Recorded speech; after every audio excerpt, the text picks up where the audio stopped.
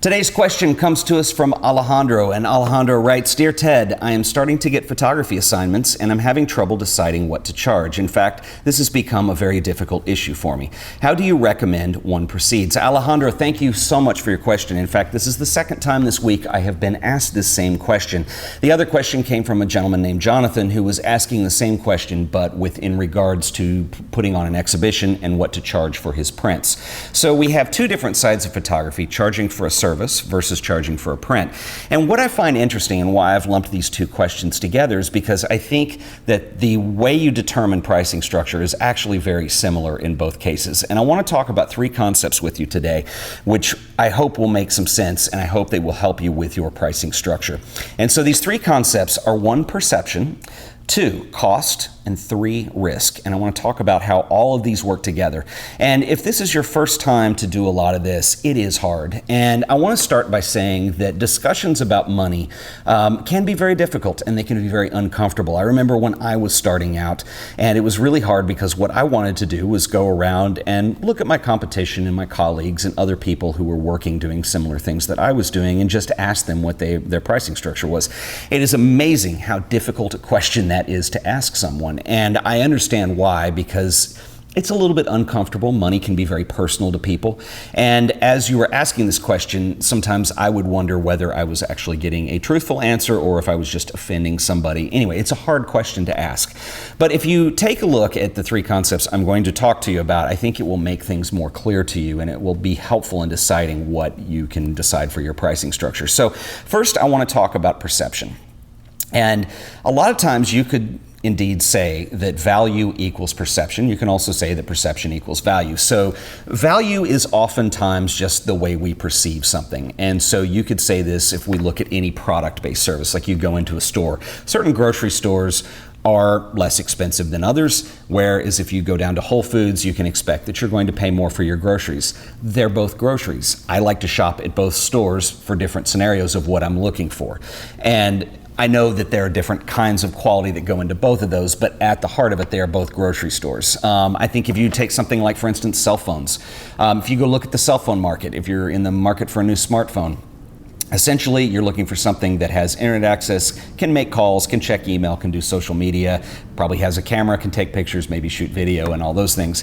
Most cameras fit all of that criteria, most cell phones fit all that criteria. However, some phones are very inexpensive and some phones are very expensive. So what is that perceived value over brand in those instances? So some people would never pay for an expensive cell phone because they see that they all do the same thing and they're only going to go with the lesser perceived value, whereas other people might be very brand loyal and they might say, I'm only going to pay for the best cell phone out there no matter what the cost is. So a lot of that has to deal with your background, what kind of a financial situation you're in, obviously, and how you perceive value.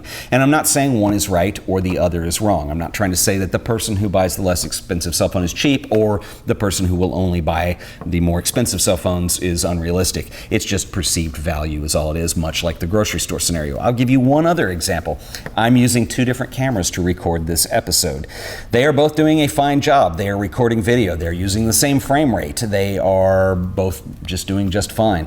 One of these cameras cost well under $500. It was pretty cheap. The other camera was a lot more expensive. Let's just say I had to save my money for a long time to get into that camera.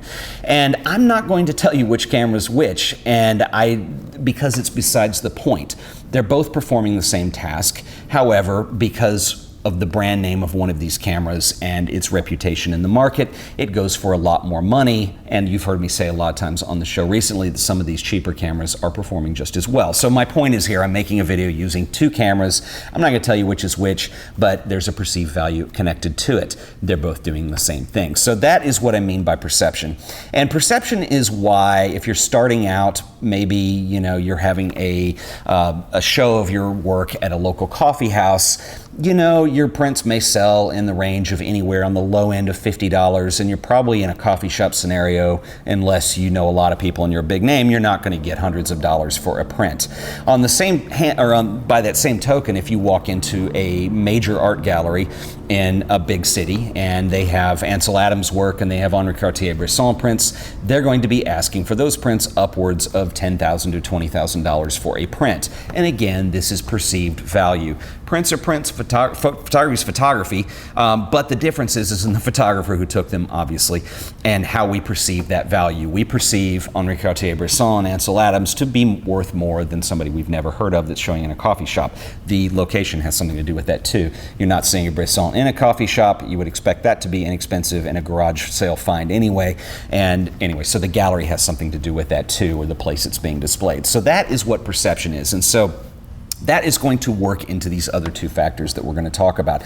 The next thing I want to talk about is cost. And this one's really easy and really obvious. And what you want to do is to determine what your cost is to either do the work or create the print. So for instance, in the situation of doing an exhibition, what were your costs to make the print? So that's going to be the paper, it's going to be the printing costs. If you're making these prints in a darkroom, it's probably going to be chemicals involved and special papers. If you're going to get these images framed, there's framing costs, maybe there's shipping costs. Anyway, all those factor into what you spent on the work. So if you sell your work for any less than that, you're losing money. And if you're selling it for cost, you're breaking even. And that should be fairly obvious to most people. We can also put this in the same situation for people who want to do commercial work or service-based work. Let's say you're going to shoot weddings or you're going to shoot ads for a client. And what is your cost that goes into that? Well, you can say that all of your equipment is sort of a cost. That's a depreciated cost. In other words, you didn't buy a whole photography studio worth of equipment for one client, or at least I hope you didn't, or one job.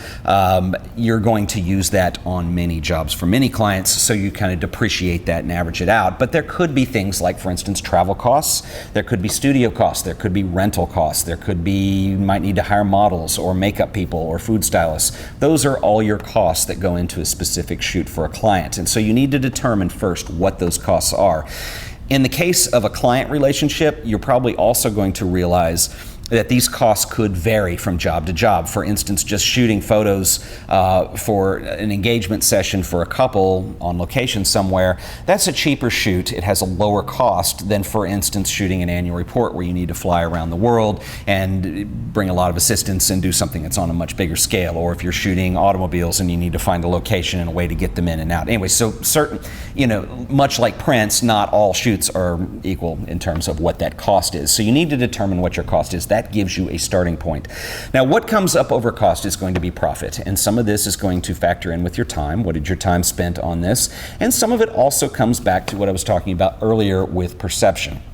And you need to decide whether or not you have a name or reputation that somebody is going to be willing to pay more for a print for, or in the case of commercial work, do you have the reputation that a company or an individual is going to pay you the kind of money for your services for in that perceived market? So for instance, people who are unknowns are probably going to be perceived as should be less expensive than people who have big reputations that have been around for years and years. So for instance, if you're Dan Winters, you can charge a lot more than if you're just starting out and you're new to photography as a whole. So I hope that makes sense. Now, when we start to determine what that cost actually is, that's where risk comes into play. And there is a risk. There's a risk with everything. And so, for instance, that risk could be that you price your work way too high. And if you take that risk, things don't sell, and then fear comes into that too, a little bit too. How am I going to pay my bills this month? How am I going to pay for all these prints that I've already put money into to have in this exhibition? Risk also is perhaps you're going into this as a business and you're going to shoot for clients, and that risk becomes, are these clients going to really go for this after I spend all this time doing a proposal and tell them what the work is going to cost? So there is that too. There's also fear and risk on the other side of things as well. So for instance, if you don't charge enough, you will lose money and you will not be in business very long, and this is a classic amateur mistake. You've got to find out for you where that middle ground is. Now, the good news about risk is if you're new to this and you don't have any experience with any of this whole pricing structure stuff, you're going to have to take that risk to get that experience. And so I would try to just do your best educated guess as to what you can comfortably charge for whatever that is, prints, service, whatever that is that you're selling. And you're going to have to go with it and try that out and see what that's like. And analyze what's happening and analyze your feedback. So let's say that you're wildly successful.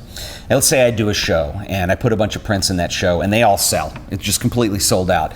Well, that tells me the next time I do a show, those prices probably need to come up a little bit. Now, I wouldn't go crazy with that, but they probably need to come up a little bit. I probably would also talk to some gallery owners, and you might work with some other people to determine what that pricing structure is going to be. Much like with service-based photography, it would be probably important if you're starting out to at least talk to an agency or somebody who might help you get work, and maybe even go with them for a while, because they will help you with that pricing structure as well. And so that's one thing you can look at. The opposite end of things, let's say you put together a show, or you put together all your business cards and your website, and you're out there, you're trying to get work, or you're trying to sell prints, and nothing is happening.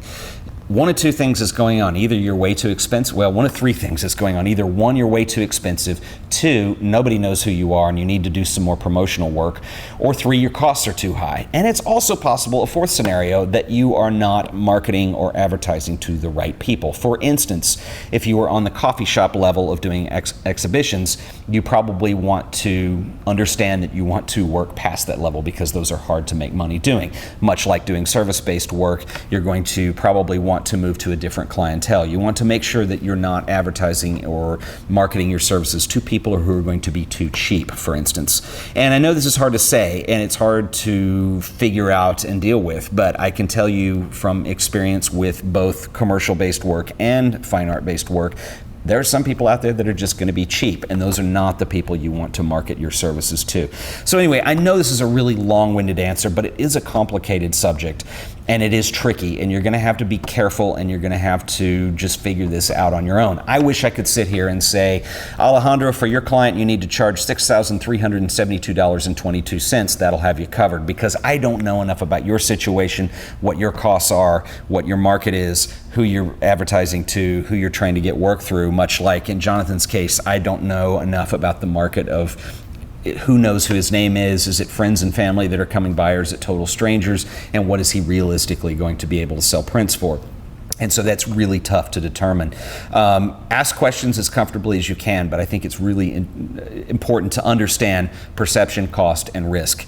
Perception is something that you're going to have to work at. That deals with reputation, it deals with how work is perceived, and people have to understand and know that. For instance, Apple Computer. They're expensive computers, but they have a very true audience. There are people that will buy anything they put out. I'm not saying they're good or bad computers, but I'm just saying that they are perceived to cost more than something that runs Linux, for instance, that is perceived to be freeware. So perception is something that they've worked very hard to achieve over the years, and they've done an excellent job at. Therefore, they have people that will pay more for their computers.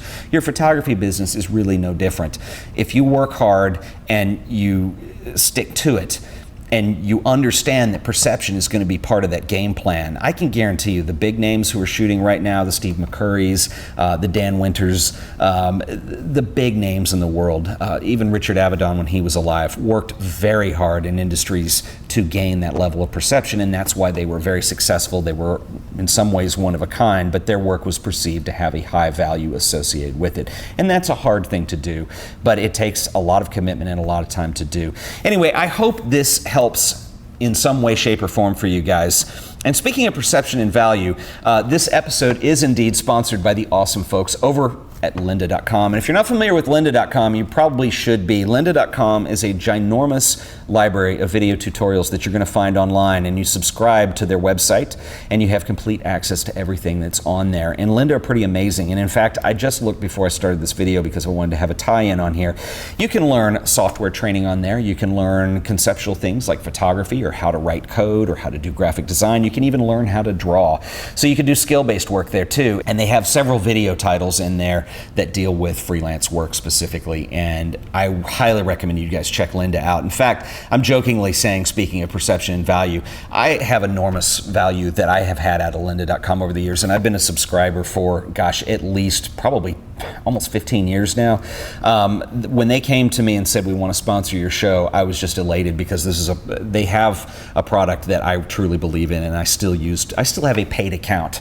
They offered me a free account, and I still pay for it every month because I believe in them that much.